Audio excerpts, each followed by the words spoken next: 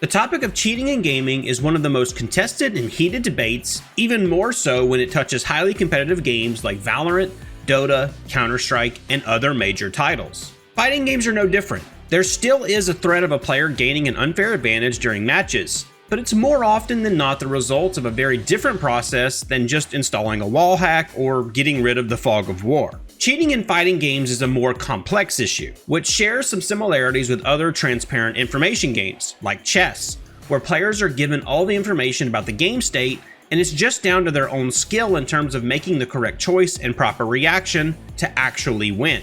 Yet, because fighting games are still software, there is an avenue where malicious advantages through code could be gained. People cheat for many reasons, and none of them are good excuses. From feeling like they deserve to play at a higher ranking as if they were in some sort of elo hell, to claim that everyone else cheats too and that should give them immunity, or that they only cheat in meaningless games. There is an ocean worth of excuses that is just as salty as the real thing. In today's video, we want to talk about how cheating can occur in fighting games, from online shenanigans to dubious claims during live matches on stage. Before we jump into it, just a quick reminder that if you want to keep in touch and up to date about all things FGC, you can subscribe to our channel here on YouTube, check out our website, or support us on Patreon.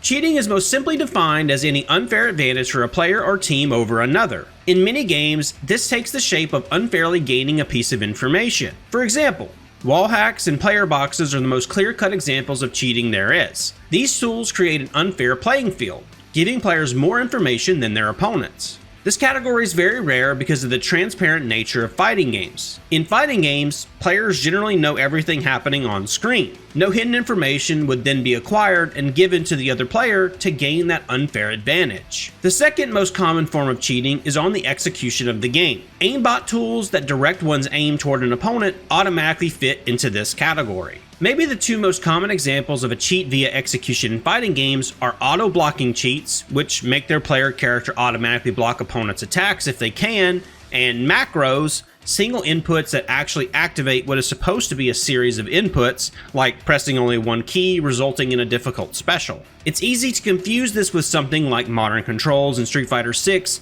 or Tekken Special Style, but macros are typically reserved for something much more difficult than a one-button DP, like the near-frame perfect FRCs in Guilty Gear, complex combos, or extra consistent Korean backdash and perfect electric in Tekken. Next up are cheats via disruption. In the era of online gaming, lag switches have gained a lot of popularity as an easy way to disrupt an opponent's aim or reactions without risking outright detection. An unstable internet connection is the right level of plausible deniability that many cheaters can get behind. These days, most online tournament organizers have procedures to check a player's connectivity and regularly demand a direct Ethernet connection between a player's modem and their console or PC. Online networking improvements such as rollback, network quality indications, and even match suspension for unstable connections have thankfully made it harder to use this approach over the past few years. Finally, the most contested way some players cheat is via physical advantages that are not necessarily malicious or even aiming to put opponents at a major disadvantage. The FGC, for instance, has been playing a balancing act for major tournaments regarding coaching a player in between sets or even in between games. Some people consider being coached through a set to be a form of cheating,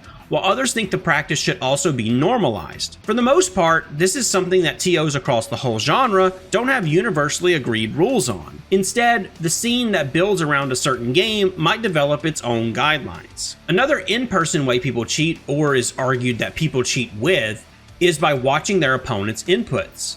For example, during EVO last year, KOF player Xiao Hai played through the bracket covering his fight stick. Although it might have been more superstition than a real threat, it's hard to argue against the practice with EVO 2023's KOF winner and one of China's most prolific players. Although software cheating is often associated with third-party software, there can be ways to gain that unfair advantage entirely through the game itself. This comes in two parts. The first is exploiting existing bugs and problems within the game that are not meant to be there. This can be, for example, the ability for a player to perform a throw after what should be a combo-ending move, yet, for some reason, a particular character has the ability to bypass this commonly understood limitation. Disruption cheats are also heavily exploited when found, such as Mortal Kombat 1's Combat League issue, where disconnecting players could force a loss on their opponents. In most cases, these are caught by quality assurance during the game's development, but the hours and number of testers are limited and things slip by. Communities may also feel the game's balance is lacking or require some adjustment after the fact to create a more competitive environment. This ends up being a very common debate among players, especially during the early days of a new game or character's release. In any case, it's hard to land on a clear choice. Some of the more prominent examples are Leroy from Tekken 7 and Steve from Super Smash Bros. Ultimate. Even 4 years after its release, the Minecraft crossover character still haunts Ultimate players, with the debate as to whether or not to permanently ban the character at the regional, national, or international level, which goes back and forth for nearly every event.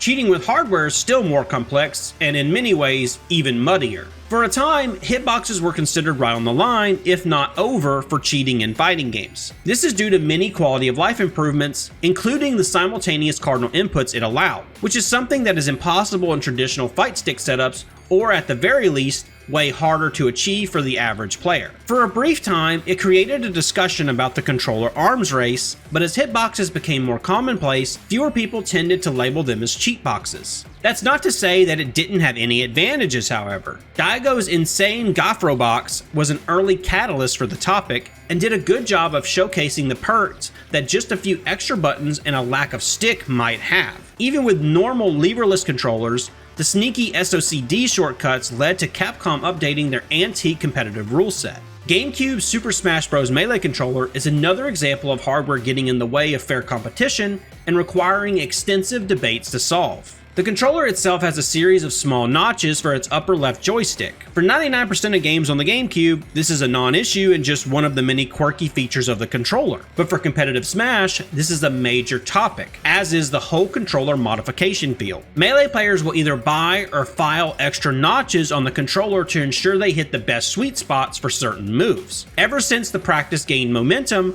the community as a whole has worked together to detail what is considered a legal and illegal modification. There are plenty of fair reasons why a player may choose to modify their controller or prefer a layout over another. As more research is done on the topic, it becomes clearer that certain designs, including GameCubes, can give rise to nasty wrist problems later in life if used intensely for years.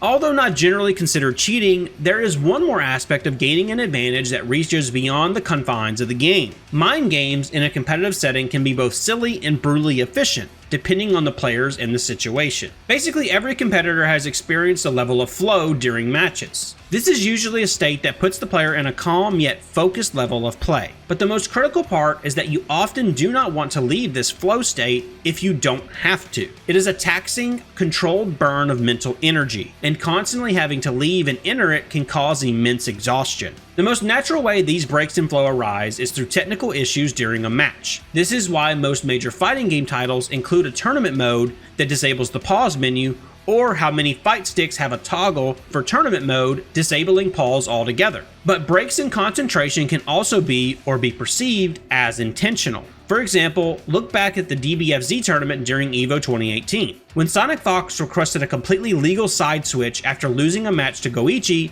it sparked a bit of a controversy. Even though the consensus is that Sonic didn't do anything wrong here, many people still saw this as a tactic to metaphorically ice Goichi, killing his flow and momentum for the final match. Regardless of intention, it set a precedent for discussions about how taking a break in real life can potentially impede your opponent. Coming back to an earlier topic of coaches, it is not just the idea of coaching mid-set that is contentious, but also the fact that if the other player is not being coached too, they might drop their guard and lose their rhythm. This means that even if the coaching is not entirely useful on its own, it might still give an advantage as the opponent cools down. We actually want to dive deeper into just how mentally taxing competing on stage can be. To help us with that, why not check out our Patreon, where you can also get exclusive rewards.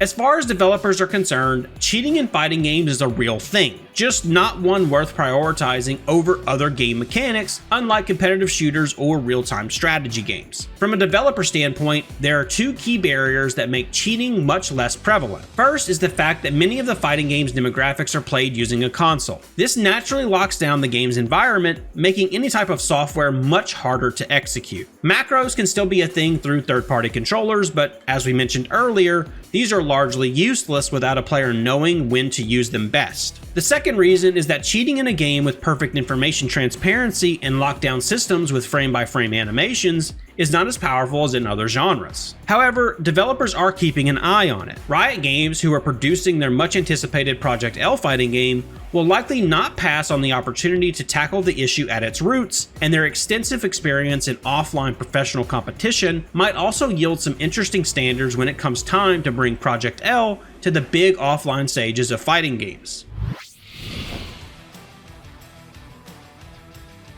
So should you be worried about your opponent cheating during a match? Well, not really, not even online. The chances you will face someone making use of macros or auto-blocking script is not zero, but it's so low and the advantages afforded by them are slim enough that improving your own skill will always yield better results than someone aimlessly trying to land a pre-inputted 10-piece combo. However, if you feel cheated by the game, you can also go offline where cheating is even harder. Even with that aside, locals can be great for training your resilience to some of the mind games other players might try to pull on you, like coaching mid-set or just good old trash talking. Just make sure to check with your TO about the rules first. This is usually where we would ask you about your favorite cheats, but obviously we're not going to do that. Instead, tell us about that time someone claimed you were a cheater. Go on, humble brag a little bit in the comments, and we'll see you in the next one.